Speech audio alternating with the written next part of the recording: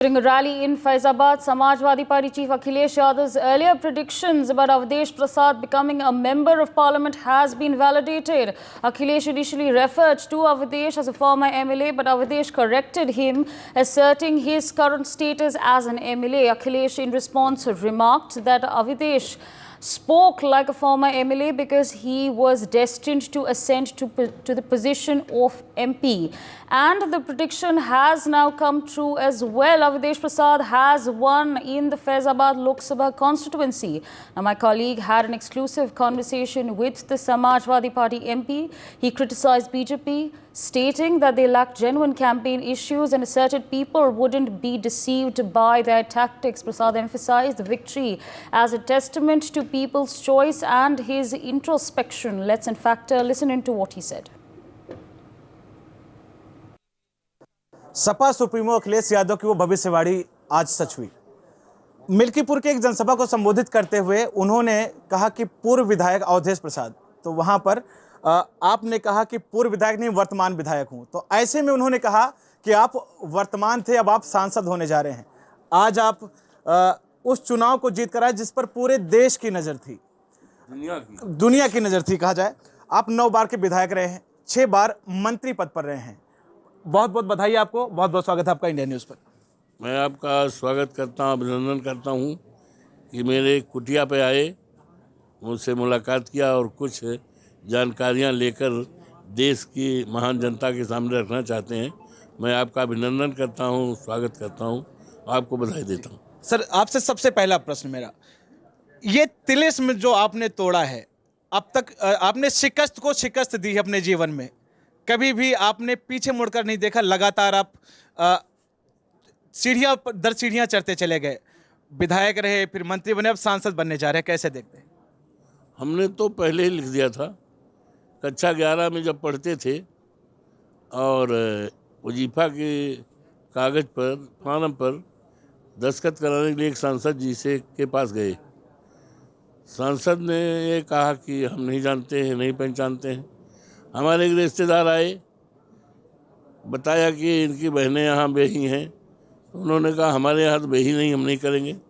तो उसी समय अपना आवेदन पत्र फाड़ दिया और कक्षा 11 में पढ़ रहे थे और छेदिया ताल है वहीं पर साइकिल दिया और तौलिया निकाल कर एक बादामी कापी थी हमारे पास, लिखा 11 दर्जन में पढ़ते थे, Awadhesh Prasad MA LLB advocate MP गृह मंत्री भारत सरकार, और मैं वजीफ़ा लेकर नहीं पढ़ूंगा, फीस माफ़ करके नहीं पढ़ूंगा, और हमारे बच्चे जो होंगे उनकी ना फीस माफ़ कराऊंगा ना वजीफ़ा लूँगा।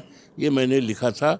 और when I was the student of 11th class, और ये दिन था ये जिसमें गुड़िया का त्यौहार था, अपने मामा के यहाँ से आए थे, तो हमने उस समय लिख दिया था जी। हाँ, तो आपसे एक प्रश्न करना चाहूँगा कि क्या खासियत है जो अवधेश प्रसाद इतने ज़्यादा वोटों से जीत के आ रहे हैं, और क्या कमी रही होगी लल्लू सिंह में जो आज वो इस तरह से शिकस्त? किसी की कमी तो हमने कभी देखा नहीं।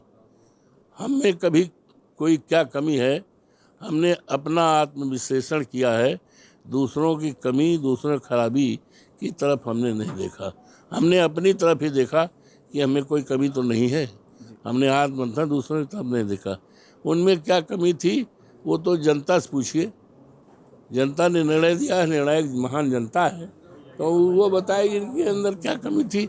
अवधेश प्रसाद या समाजवादी पार्टी या गठबंधन के उम्मीदवार में क्या अच्छाई थी, हम अपनी अच्छाई नहीं कह पाएंगे और दूसरे की कमी नहीं कर पाएंगे। ये मेरा काम नहीं। अब आप सांसद बनने जा रहे हैं, जिम्मेदारियां भी और विस्तृत हो रही हैं अयोध्या को लेकर। जी जी, नहीं, शपथ ग्रहण होनी है, तो ऐसे में जिम्मेदारियां भी बढ़ रही हैं आपकी, तो क्या क्या आपने प्लानिंग की है कि क्या करने वाले हैं अभी? जनता की उम्मीदों पर खरे उतरूंगा। जनता ने ये जीत जो हुई है, ये मैं अपनी जीत नहीं मानता हूँ। ये जीत तो जनता की है, कार्यकर्ताओं की है। मैं अपनी जीत तब मानूंगा जब लोगों की उम्मीदों पर खरे उतर जाऊं, लोगों के तराजू पर खरे उतर जाऊं, तब अवधेश प्रसाद अपनी जीत मानेंगे। जो भौगोलिक स्थिति रामनगरी अयोध्या के पूरा विश्व अयोध्या की तरफ लालायित नज़रों से देखता है। ऐसे में क्या क्या तैयारियां हैं गठबंधन की जो अयोध्या के लिए कुछ नया करने हो जा रहा है? ये अयोध्या मर्यादा पुरुषोत्तम राम की धरती है।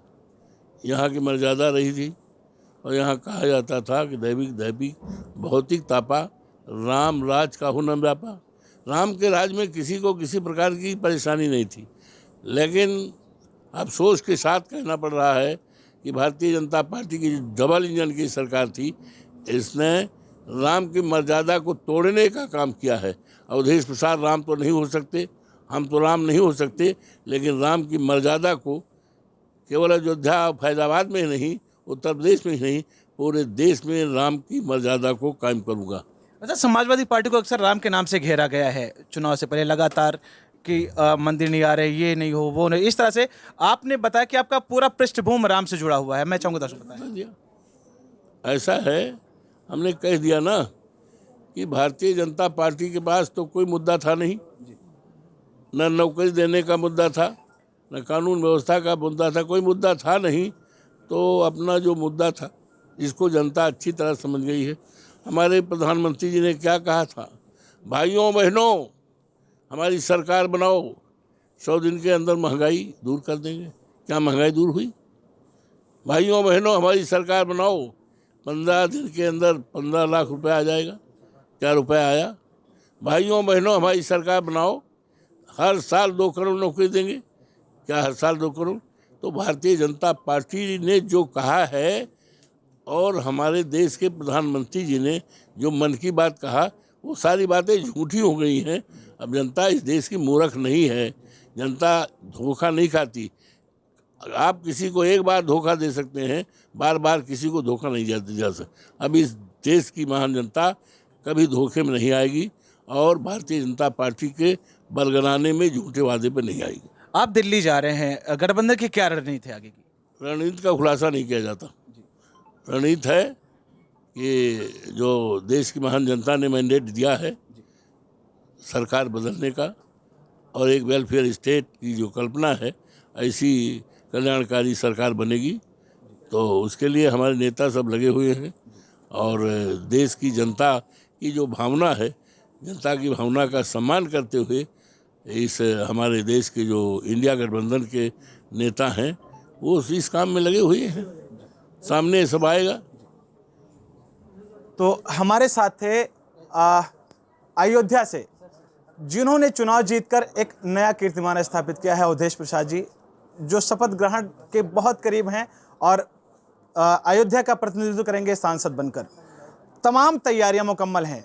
वो शुभ घड़ी बहुत करीब है जब आप शपथ ग्रहण करेंगे और पूरा देश उस अविस्मरणीय क्षण का साक्षी बनेगा। इंडिया न्यूज़ के लिए Anil Mishra, Ayodhya. Okay, all right. My colleague Anil Kumar Mishra with us on the broadcast. Anil, अगर आप हमारे दर्शकों को बता सकते हैं अवधेश प्रसाद ने क्या बोला है? ऑफ कोर्स हमने अखिलेश यादव जी का सुना था जब उन्होंने कहा था कि वो फॉर्मर एमएलए हैं और फिर उन्होंने बाद में बोला था कि नहीं, ये तो एमपी बनेंगे। तो अब आप हमारे दर्शकों को क्या बता सकते हैं इस एक्सक्लूसिव कॉन्वर्सेशन के बारे में? देखिए, लोकसभा 54 के मिल्कीपुर विधानसभा में अखिलेश यादव एक सभा को संबोधित करने आए थे। वहां पर जब संबोधन का शुरू हुआ तो उस वक्त उन्होंने कहा कि हम यहाँ पर ये जो जनसभा करने आए हैं, ये यहाँ के पूर्व विधायक के समर्थन में जनसभा संबोधित करने आए हैं। तो उसमें अवधेश प्रसाद ने उंगली उठाई कि सर हम वर्तमान विधायक हैं। तो अखिलेश यादव ने कहा कि आप वर्तमान विधायक थे, अब आप एक सांसद बनने जा रहे हैं, ऐसे में आपको वर्तमान विधायक कह रहा हूं क्योंकि आप अब सांसद बनने जा रहे हैं। जी।